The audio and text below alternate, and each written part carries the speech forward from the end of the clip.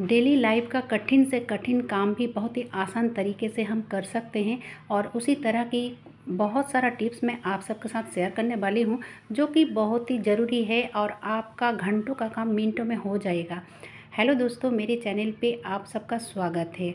चलिए अब देरी ना करके वीडियो को शुरू किया जाए।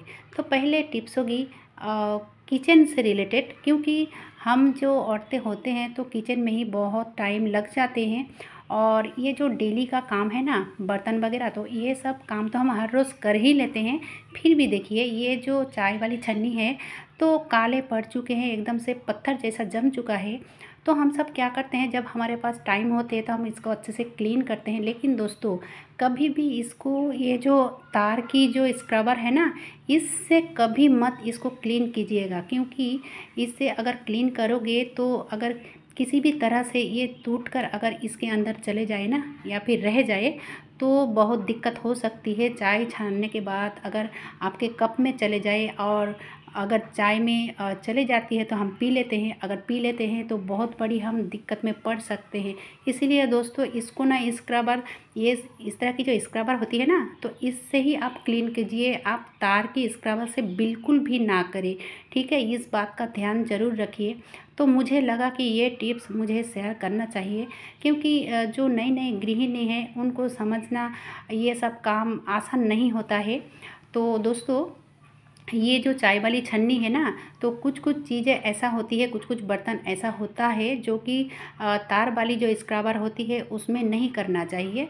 तो अगर स्क्रबर से करोगे ना तो थोड़ा सा आप, यानी कि 1 से 2 मिनट रगड़ोगे तो इसी से ही आपका क्लीन हो जाती है। जैसे कि मैंने आपको दिखाया, मैंने यहाँ पे बिल्कुल भी स्किप नहीं किया था, ठीक है। चलिए अब देख लेते हैं अगली टिप्स। जब हम खाना बनाते हैं तो किचन प्लेटफॉर्म में तो पानी की बोतल भी रखते हैं। अगर इस तरह से रखते हैं ना तो बहुत सारा जगह लग जाती है और एक को लेने जाते हैं तो दूसरे गिर भी जाता है। तो ये देखिए दोस्तों, इस तरह की जो कंटेनर होती है ना, जो सब्जी वाली रखने वाली कंटेनर, तो आप उसमें भी रख सकते हो या फिर कोई भी कंटेनर में इस तरह से रख सकते हो। इस तरह से रखने की कारण है आपका ज़्यादा जगह ब्लॉक नहीं होता है और फिर एक लेने जाते हो तो दूसरा नहीं गिरता है, ठीक है। बहुत ही अच्छा तरीका है।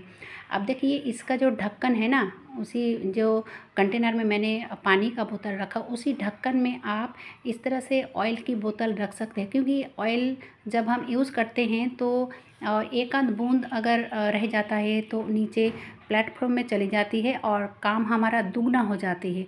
क्योंकि अगर ऑयली जगह हो जाएगी ना तो उसको क्लीन करना आसान नहीं होता है। तो आप इस तरह से आप एक पेपर दे दीजिए, तो इस तरह से अगर रखोगे तो आप कहीं पे भी रख पाओगे और जहाँ पे भी रखोगे उसी जगह ऑयली नहीं होगी और काम भी आपका कम हो जाएगा, ठीक है। और जब ये गंदा हो जाए या फिर ऑयली हो जाए तो इसको चेंज कीजिए। अब देख लेते हैं अगली ट्रिक।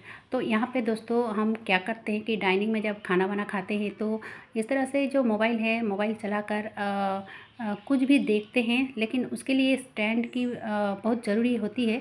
तो ये जैसे कि मैंने दिखाया, इस तरह की जो स्टैंड है ना, 15 से 20 रुपए में आता है।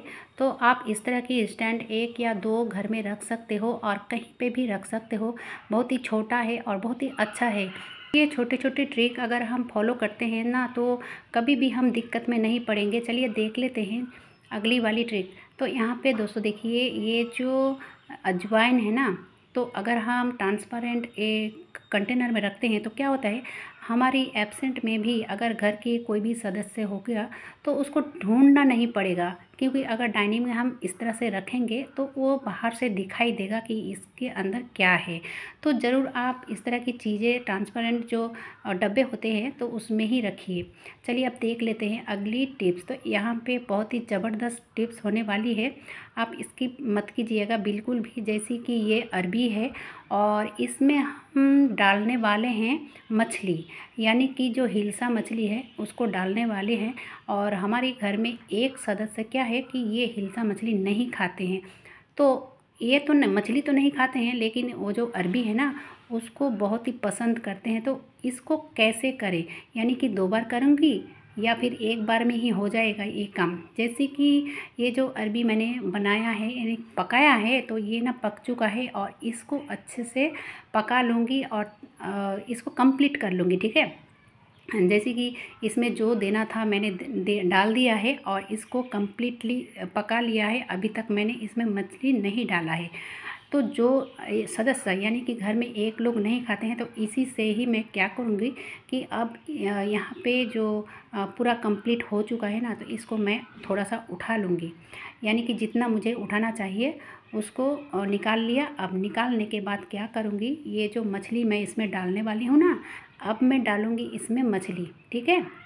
तो चलिए, जो नहीं खाते हैं उसके लिए भी तैयार हो चुका है, यानी कि 2 बार पकाने का कोई ज़रूरत नहीं है। अब इसमें मैंने बाकी मछली डाल दिया है, क्योंकि मैं कई घरों में देखा है इस तरह की जब प्रॉब्लम आती है तो वो बहुत दिक्कत में पड़ जाती हैं और डबल काम करते हैं और गैस भी ज़्यादा जलती है और टाइम भी ज़्यादा लगती है। अगर हम 2 बार बनाएंगे तो ज़रूर हमें दिक्कत में ही पड़ना होगा ना।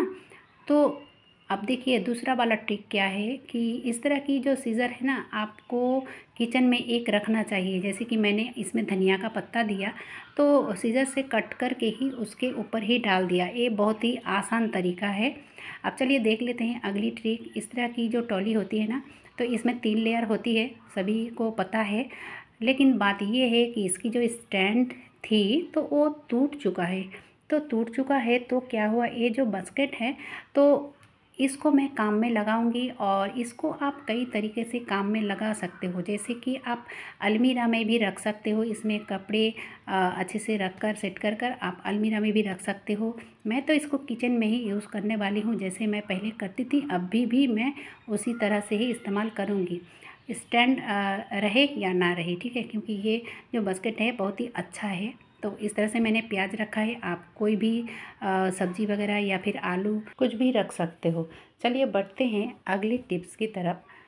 तो ये है जो सिलाई मशीन होती है ना, उसकी तेल है।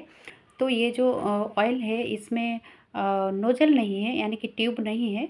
तो मैं इस तरह की छोटी वाली ट्यूब में ले लूँगी कुछ इस तरह से, ठीक है। अब देखिए इसको स्विच बोर्ड में क्यों डालनी है। स्विच बोर्ड में डालने से क्या होता है, तो अगर ये टिप्स आप फॉलो करते हो तो आपका घंटों का काम मिनटों में हो जाती है। क्योंकि इस तरह की जो स्विच बोर्ड होती है ना, तो हम इस तरफ ध्यान नहीं देते हैं। लेकिन दोस्तों अगर महीने में एक बार इसको क्लीन कर लेते हैं तो ये कभी भी गंदी नहीं होगी या फिर पुरानी ही नहीं होगी, एकदम नए जैसा रहेगा। तो यहाँ पे मैंने एक कपड़ा लिया है, छोटा सा टुकड़ा, ठीक है। आप चाहो तो यहाँ पे आप रुई का भी इस्तेमाल कर सकते हो। अगर रुई ले लेते हो तो और भी अच्छा है, अगर नहीं है तो आप छोटा सा एक कपड़े का टुकड़ा ले लीजिए और इसमें कुछ बूंद उसी ऑयल को दे दीजिए। और इस तरह से अगर आप थोड़ा सा रगड़ लोगे तो देखोगे ये इतना शाइन करेगा, इतना नए जैसा हो जाएगा, ठीक है। आप करके देखोगे, क्योंकि ये करने में आपका ज़्यादा टाइम भी नहीं लगेगा और कोई खर्च भी नहीं है, ठीक है। क्योंकि ये जो सिलाई मशीन है करीब करीब हर किसी के घर में होते हैं। अगर नहीं भी है तो आप ये तेल खरीद के रख सकते हो इस तरह के कामों में इस्तेमाल करने के लिए। और ये तेल जो है ना सिर्फ स्विच बोर्ड क्लीन करने के लिए नहीं है। आप उसी तेल का इस्तेमाल जो मॉड्यूलर किचन होती है तो आप उसी वार्डरोब पे भी लगा सकते हो और नए जैसे रख सकते हो। यानी कि ये इसको लगाने से ना आपका जो है बहुत ही शाइन आ जाती है। और देख, हाँ, इस काम को करने से पहले आप पैरों में चप्पल ज़रूर ले लीजिए। और मैं जैसे कि जो मेन स्विच है ना उसको मैंने ऑफ कर दिया है, क्योंकि मुझे बहुत डर लगता है। लेकिन ये जो ऑयल है इसमें कोई शॉर्ट वगैरह लगने की चांसेस नहीं रहती है। आज के लिए बस इतना ही। अच्छा लगे तो लाइक शेयर सब्सक्राइब कीजिए। धन्यवाद।